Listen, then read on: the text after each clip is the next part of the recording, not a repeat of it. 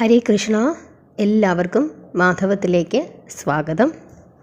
നമ്മുടെ പൊതുവായുള്ള ഒരു സംശയമാണ് തുളസീ ദേവിയെ എന്നൊക്കെ നമുക്ക് പറിക്കാം പൂജയ്ക്ക് വേണ്ടിയിട്ട്.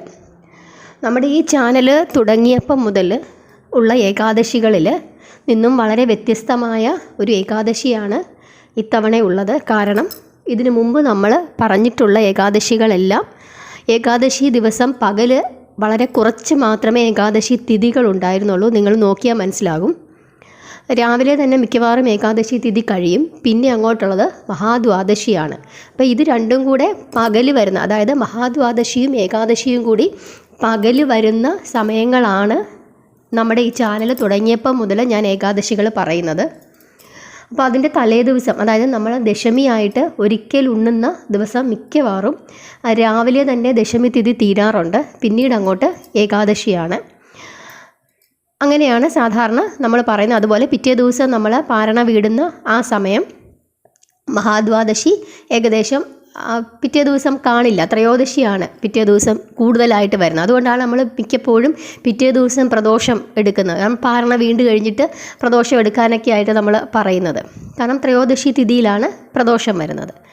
അങ്ങനെ അപ്പോൾ അതുകൊണ്ടാണ് പലപ്പോഴും ഞാൻ പറഞ്ഞിട്ടുള്ളത്, അതായത് ഈ ദശമി തിഥി, അതായത് തലേ ദിവസം നിങ്ങൾ പറിക്കണ്ട, ഏകാദശിയുടെ തലേ ദിവസം, അതിന് മുമ്പിലത്തെ ദിവസം പറിച്ചു വെച്ചോളൂ എന്ന് പറഞ്ഞതിൻ്റെ കാരണം അതാണ്. കാരണം സമയം പറയുമ്പം നമുക്ക് ഓരോ സ്ഥലത്തെയും സമയങ്ങൾ പറയാനായിട്ട് ബുദ്ധിമുട്ടായതുകൊണ്ട് പൊതുവേ നിങ്ങൾ പിറ്റേ ദിവസം, കാരണം മിക്കവാറും രാവിലെ മുതൽ ഏകാദശി അങ്ങ് തുടങ്ങും. അപ്പോൾ തുളസി ദേവിയെ പറിക്കാൻ പറ്റാത്ത ദിവസങ്ങളെന്ന് പറയുന്നത് ഏകാദശി ദിവസവും അതുപോലെ മഹാദ്വാദശി ദിവസവും. പിറ്റേ ദിവസം വൈകുന്നേരമൊക്കെ നമുക്ക് സാധാരണ ഇതിനു മുമ്പ് നമുക്ക് പറിക്കാൻ പറ്റുമായിരുന്നു. കാരണം മഹാദ്വാദശി അതിനു മുമ്പ് തീരും. പിറ്റേ ദിവസം നമ്മൾ സാധാരണ പ്രദോഷമായിട്ട് എടുക്കും. ത്രയോദശിയാണ്. ത്രയോദശി തിഥിയിലും ചില ആളുകൾ പറയുന്നുണ്ട് നമ്മൾ പറിക്കരുതെന്ന് പറയുന്നുണ്ട്. പക്ഷേ ഏകാദശിയും മഹാദ്വാദശിയുമാണ് കൂടുതലായിട്ടും പറയുന്നത് നിങ്ങൾ തുളസീ ദേവിയെ അന്നത്തെ ദിവസം വേദനിപ്പിക്കരുത് എന്ന് പറയുന്നത്. പക്ഷേ ഇത്തവണത്തെ പ്രത്യേകത എന്ന് പറഞ്ഞു കഴിഞ്ഞാൽ നാളത്തെ ദിവസം പൂർണ്ണമായും ദശമി ദിവസമാണ്. നാളെ രാത്രി മുതലാണ് ഏകാദശി തുടങ്ങുന്നത്. അതായത് ഞായറാഴ്ച ദിവസം പൂർണ്ണമായും രാവിലെ മുതൽ സന്ധ്യ കഴിയുന്നിടം വരെ ഏകാദശിയാണ്. സന്ധ്യയ്ക്ക് ശേഷമാണ് മഹാദ്വാദശി വരുന്നത്. ഞാൻ അടുത്ത വീഡിയോയിൽ ഏകാദശി തിഥി തുടങ്ങുന്നതും അവസാനിക്കുന്നതും അതുപോലെ എല്ലാ സ്ഥലങ്ങളിലെയും പാരണാ സമയവും കൂടെ അടുത്ത വീഡിയോയിലായിട്ടിടാം. അപ്പോൾ ഈ ഒരു സംശയം തീർക്കുന്നതിന് വേണ്ടിയിട്ടാണ് ഞാനിപ്പോൾ വന്നത്. അപ്പോൾ നിങ്ങൾക്ക് ഈ ഏകാദശി, അതായത് ഇത്തവണത്തെ ഏകാദശിയിൽ നാളെ പകൽ മൊത്തം ദശമിയുണ്ട്. അതുകൊണ്ട് നിങ്ങൾക്ക് നാളെ തുളസീ ദേവിയെ എടുത്ത് സൂക്ഷിച്ച് വെച്ചാൽ മതി. ഏകാദശിക്ക് വേണ്ടിയിട്ടുള്ളത് ഇന്ന് തന്നെ പറിച്ചു വെക്കണമെന്നില്ല, നാളെ പറിച്ചു വെച്ചാൽ മതി. അപ്പം ദശമി ദിവസം നമുക്ക് പറിക്കാം, തുളസീ ദേവിയെ നമുക്ക് പൂജയ്ക്ക് വേണ്ടി ഉപയോഗിക്കാം. പക്ഷേ ഏകാദശി ദിവസവും അതിൻ്റെ പിറ്റേ ദിവസത്തെ മഹാദ്വാദശി ദിവസവും പറിക്കാൻ പാടില്ല. ഇതിനു മുമ്പ് ഞാൻ ആ ദിവസം നിങ്ങൾ തലേ ദിവസം പറിക്കേണ്ട, പിറ്റേ ദിവസം പറിച്ചോളൂ എന്ന് പറഞ്ഞത് ഇങ്ങനെയുള്ള വ്യത്യാസം ഉള്ളതുകൊണ്ടാണ്. പക്ഷേ ഇത്തവണത്തെ ഏകാദശി തിഥി അങ്ങനെയല്ല വരുന്നത്, അതുകൊണ്ടാണ് പറഞ്ഞത്. അപ്പം നാളെ നിങ്ങൾക്ക് ഇന്ന് പറിച്ചു വെക്കാൻ പറ്റാത്തവർക്ക് നാളെ പറിച്ചു വെക്കാം, അതിനൊരു ദോഷവുമില്ല. നാളെ പറിച്ചു വെക്കാം. പക്ഷെ നാളെ നിങ്ങൾ ചെയ്യേണ്ടുന്ന കാര്യം, നാളെ സന്ധ്യയ്ക്ക് മുമ്പ്, അതായത് ഏകാദശി തിഥി തുടങ്ങുന്നതിന് മുമ്പ് തന്നെ തുളസീ ദേവിക്ക് ധാരാളം ജലം കൊടുക്കണം. കാരണം ഏകാദശി ദിവസം ദേവി ഉപവസിക്കുകയാണ്. അതുപോലെ അതിൻ്റെ പിറ്റേ ദിവസം, അതായത് തിങ്കളാഴ്ച ദിവസം നിങ്ങൾ പാരണ വീടുന്ന സമയത്ത് ദേവിയുടെ പാരണ വീടണം. ഏകാദശി ദിവസം ദേവിക്ക് വിളക്ക് കത്തിക്കുന്നതല്ലാതെ യാതൊരു വിധത്തിലും നിങ്ങൾ ജലം ഒഴിക്കാൻ പാടില്ല. അത് വളരെ നിർബന്ധമാണ്, പ്രത്യേകിച്ച് ഈ ഏകാദശി ദിവസം. അതുപോലെ പാരണ വീട്ടി പാരണ വീട്ടിയതിന് ശേഷം നിങ്ങൾക്ക് ദേവിയെ പ്രാർത്ഥിക്കാനും പറ്റും. പ്രാർത്ഥിക്കണം, ദേവിയോട് നമ്മൾ പ്രാർത്ഥിക്കണം. ഇനി വായുപുരാണത്തിൽ പറയുന്നത് കുളിച്ചിട്ടതിന് ശേഷം മാത്രമേ നമ്മൾ തുളസി പറിക്കാവൂ എന്നാണ് പറയുന്നത്.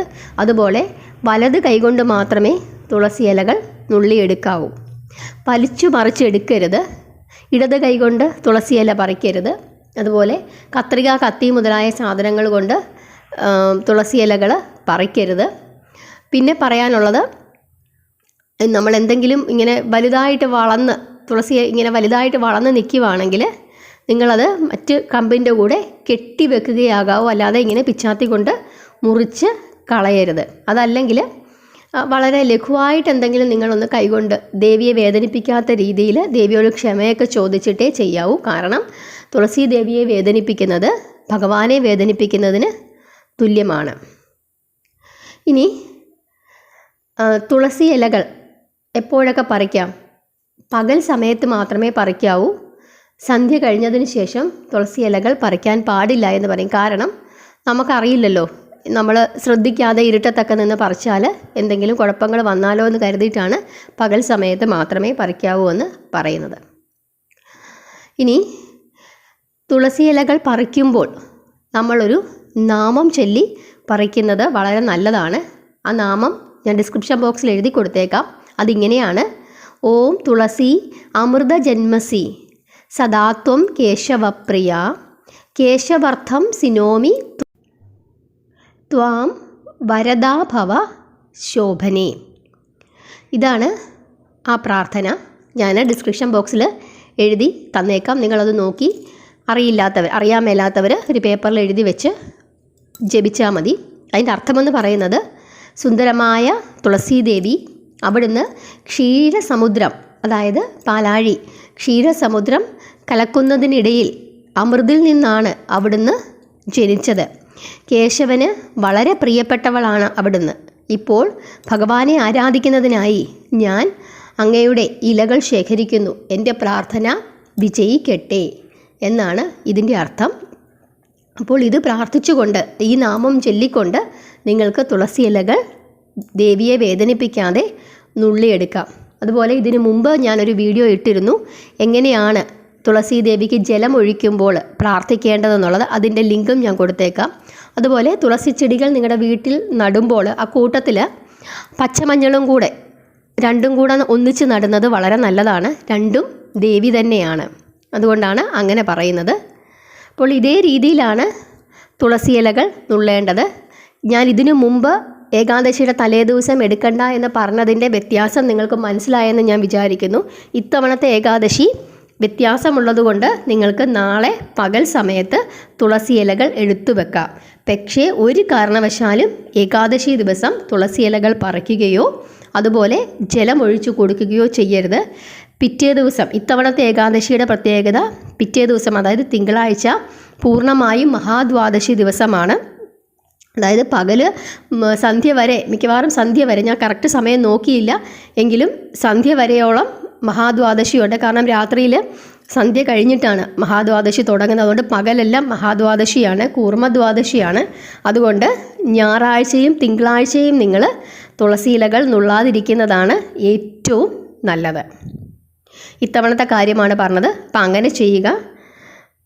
പിന്നെ ഭഗവാന് എന്ത് പ്രസാദം വെക്കുമ്പോഴും, അതായത് ഭഗവാൻ നാരായണന് എന്ത് പ്രസാദം വെക്കുമ്പോഴും തുളസി ഇലകൾ ഇട്ട് വെച്ചാൽ മാത്രമേ ഭഗവാൻ ആ പ്രസാദം സ്വീകരിക്കുകയുള്ളൂ എന്ന് പറയുന്നു.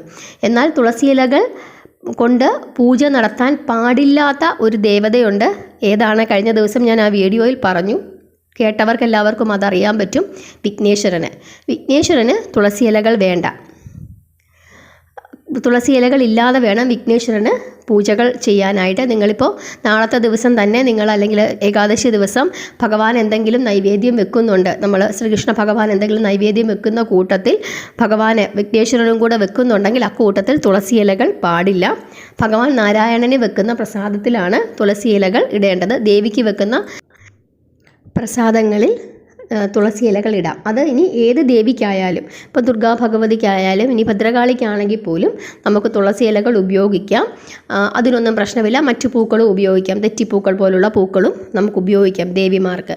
പക്ഷേ വിഘ്നേശ്വരൻ്റെ കാര്യത്തിലാണ് നിങ്ങൾ ആ ശ്രദ്ധ ചെയ്യേണ്ടത്. തുളസി ഇലകൾ പാടില്ല, അത് നിഷിദ്ധമാണ്.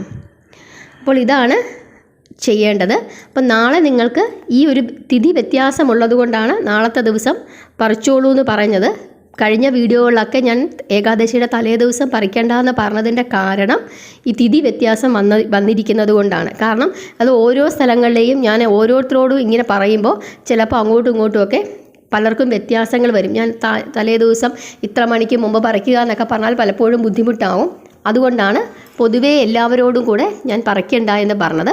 അപ്പോൾ ഏകാദശി ദിവസവും മഹാദ്വാദശി ദിവസവുമാണ് ഭഗവാന് ഏറ്റവും പ്രിയപ്പെട്ട സമയങ്ങൾ. ആ സമയങ്ങളിൽ തുളസി ഇലകൾ പറിക്കരുത്.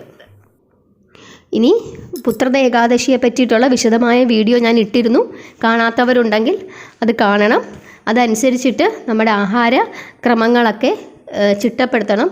ഇച്ചിരും കൂടെ ശക്തിയുള്ള അല്ലെങ്കിൽ പ്രത്യേകതയുള്ള ഏകാദശിയാണ്. അതുകൊണ്ട് നമ്മൾ കുറച്ചും കൂടെയൊക്കെ ശ്രദ്ധയെടുത്ത് വേണം ഇത്തവണത്തെ ഏകാദശി ആചരിക്കാനായിട്ട്. നന്നായി പ്രാർത്ഥിക്കുക. ഭഗവാന്റെ അനുഗ്രഹം തീർച്ചയായിട്ടും എല്ലാവർക്കും ഉണ്ടാകും. ഭഗവാനും മഹാലക്ഷ്മിയും ഒരേപോലെ അനുഗ്രഹിക്കുന്ന ഒരു ഏകാദശിയാണ് പുത്രദ ഏകാദശി. എല്ലാവരെയും ഭഗവാൻ അനുഗ്രഹിക്കട്ടെ. ഹരേ കൃഷ്ണ. സംശയങ്ങൾ എന്തെങ്കിലും ഉണ്ടെങ്കിൽ നിങ്ങൾ ചോദിക്കുക. ഹരേ കൃഷ്ണ.